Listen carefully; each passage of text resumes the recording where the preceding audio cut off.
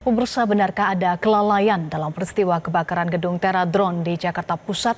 Kami akan membahasnya bersama dengan pengamat tata kota Yayat Supriyatna. Selamat malam, Kang Yayat. Ya, selamat malam Mbak Eva. Ya. Kang Yayat, idealnya gedung bertingkat yang dijadikan kantor dengan karyawan puluhan punya standar keamanan dan keselamatan seperti apa? Yang pertama harus dia mempunyai sertifikat layak fungsi. Artinya apa? Gedung yang digunakan harus disesuaikan dengan fungsi yang akan diperuntukkan dan memenuhi syarat-syarat keselamatan, keamanan, kenyamanan bagi pemanfaatan bangunan itu. Termasuk di dalamnya adalah aspek keselamatan dari bencana kebakaran. Ini wajib dimiliki ya, sertifikat layak fungsinya. Bangunan ini memiliki sertifikat layak fungsi atau tidak, itu kita cek. Kedua, pada konteks sistem proteksi kebakarannya, itu ada dua model. Sistem proteksi aktif, yaitu sistem deteksi ya, seperti adanya alarm, detektor asap atau detektor panas. Kemudian sistem pemadam kebakarannya, seperti hidran, sprinkler otomatis, tabung alat pemadam kebakaran, dan sebagainya. Yang kedua, sistem pasifnya, yaitu jalur evakuasi. Nah, ini menarik ya. Apakah gedung ini ternyata evakuasinya selalu melalui pintu bawah? Ini kan menjadi catatan penting buat kita.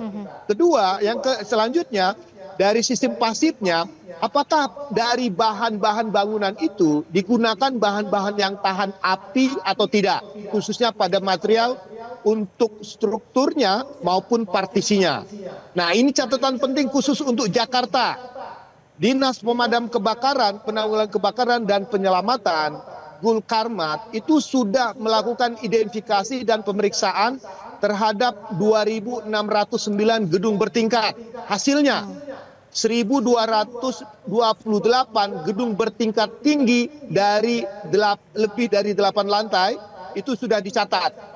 Dan 1.381 gedung bertingkat yang di bawah 8 lantai. Tetapi yang paling penting adalah ada 694 gedung yang belum memenuhi syarat proteksi kebakaran. Jadi ini catatan penting ya, 694 gedung belum memenuhi proteksi sistem kebakaran. Terdiri dari 361 gedung tinggi lebih dari 8 lantai dan 333 gedung yang kurang dari 8 lantai. Nah, ini menjadi penting.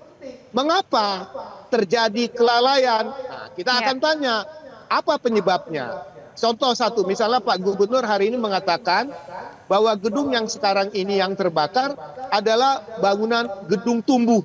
Artinya gedung yang berbeda dengan kiri kanannya, sehingga bisa dikatakan pada saat pemanfaatan bangunan itu perlu dicek dari dinas citatanya, dinas pemadam kebakaran, atau dinas bangunannya, apakah punya sertifikat layak fungsi terkait kebakaran atau tidak. Oke, itu tadi soal gedung tumbuh, kemudian ada catatan juga di awal tahun 2025 Pemprov Jakarta melaporkan 694 gedung bertingkat belum mempunyai syarat proteksi kebakaran. Artinya kalau kita bicara dugaan kelalaian, ini dari mana kelalaiannya? Dari manajemen gedung atau pihak yang mestinya mengawasi? Nah, ini menarik ya.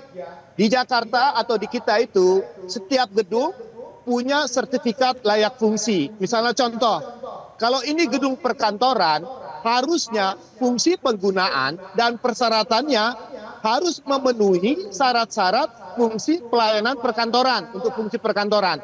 Tetapi jika di dalamnya ada unsur kelalaian, misalnya memperdagangkan atau menyimpan barang-barang yang sensitif terkait potensi terjadinya kebakaran. Ini catatan penting ya. Misalnya contoh, pemahaman kita tentang misalnya kalau kejadian di sekarang ini akibat baterai. Ya, ini kan baterai lithium ion ya. Ini otomatis barang ini sangat sensitif terkait panas, sensitif terkait suhu, sensitif terkait kebocoran dan pengisian.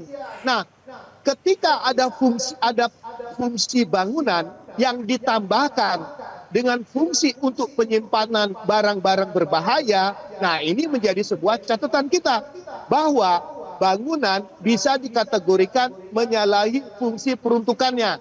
Jadi kalau sejak awal dia sebagai gudang, ya harusnya gudang. Sebagai tempat penyimpanan tanpa ada fungsi kegiatan manusia di dalamnya.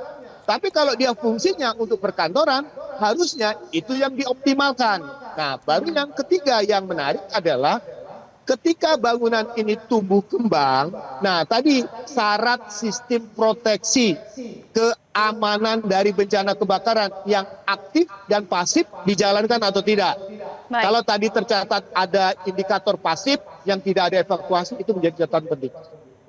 Baik, Kang Yayat, Mendagri Tito Karnavian menyatakan bahwa sistem perizinan bangunan memang dipermudah melalui Undang-Undang Cipta Kerja untuk mendorong investasi. Sistem online single submission jadi pintu utama proses perizinan ini. Meski demikian, aspek keselamatan teknis disebut tetap menjadi syarat mutlak. Apakah Anda punya catatan soal ini? Nah, ini menarik ya.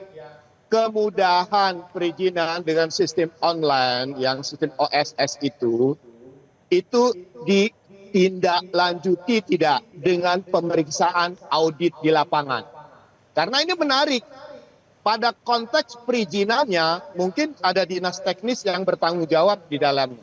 Tetapi pada aspek keselamatan kebakarannya, dinas pemadam kebakaran sudah memberikan catatan-catatan penting atau tidak terkait standar yang harus dipenuhi. Kadang-kadang izin bangunannya didirikan, tapi terkait aspek keselamatannya itu kan harus melalui rekomendasi dari dinas pemadam kebakaran. Apakah bangunan didesain sejak awal itu tidak memenuhi prosedurnya? Nah, kelemahan terbesar dari sistem OSS yang memudahkan sistem perizinan itu menjadi catatan kelemahan jika aspek pengawasan di lapangan atau auditnya tidak dilakukan. Seperti temuan yang terjadi sekarang ini ya, ada 694 bangunan yang tidak memenuhi sistem proteksi, berarti ada persoalan nih. Apakah, ya catatan lagi ya, ketika sistem online ini, OSS ini dilakukan, udah disubmit nggak dengan aspek catatan dari Dinas Pemadam Kebakaran? Bahwa persyaratan terpenuhi atau tidak, sehingga nanti pada saat sertifikasi layak fungsi dikeluarkan, itu bisa dikeluarkan. Sekarang menjadi catatan, bangunan-bangunan ini punya SLF enggak, sertifikasi layak fungsinya. Jangan-jangan digunakan tanpa sertifikat. Itu menjadi penting buat kita supaya aspek keamanannya tetap dijalankan sepenuhnya. Baik, pengawasan lapangan menjadi penting, audit menyeluruh harus segera dilakukan. Terima kasih Kang Yayat sudah bergabung bersama kami di Prime Time News. Jelajahi cara baru mendapatkan informasi. Download Metro TV Extend sekarang.